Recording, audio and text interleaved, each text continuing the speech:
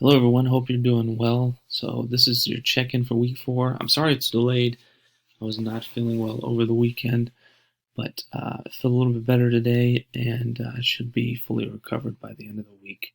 So, your week 4 material, of course, is available through course content now, and we're talking about APA writing. So, I recorded this initial lecture video that talks about APA 6, which is how I like to do orientation to APA before jumping into APA Style 7. In regards to APA Style 6, there's a lot of great information in here in relation to um, how to format things. This video was recorded a while back and has some words in there like midterm and Thanksgiving, but don't worry about that. I recorded it and I feel like it does a really great overview, and I've used it numerous times because it's really clear and concise. So I don't want to reinvent the wheel there. There's a lot of different APA help guidelines here. So look at all these links: APA Research Guidelines and Instructions. The Purdue OWL link, it's always very good to use. And there's a Word document right here. So the sample Word paper, which is what is given in the overview in the video that is posted under this week. So be sure to use that. Your APA help for Purdue OWL as well is in there. And then some information in regards to how we cite things. So Google Scholar, and then 2 more videos from APA specifically. Purdue OWL talks about writing basics, and then also reference list basics, which is really, really helpful. So be sure to watch them. Only about 7 minutes for the total. I moved your rough draft, which was due by the end of this week, until next week.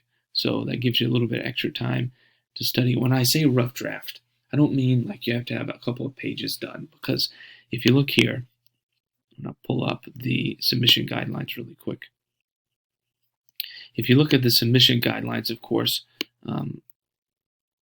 we're supposed to write up to a 5-page paper. So I know that's not clearly outlined here, but here it is right here, actually. All papers must be a minimum of 5 pages.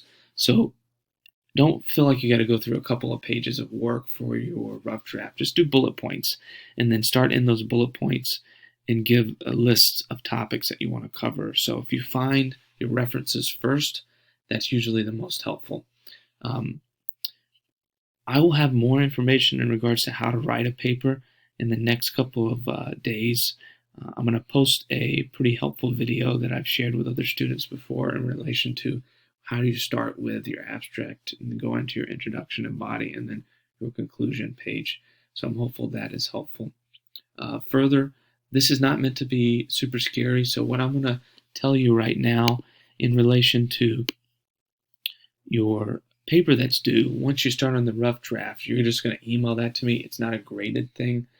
And then I'm going to give you pointers. And then once you're close to being done with your paper, I want you to email me that paper, and I'll give you pointers on not the writing, but the format. So I'm giving you format pointers, not pointers on what you've written, but pointers on your format, and I'll edit it for you, give you feedback, and send it back to you so you can make changes.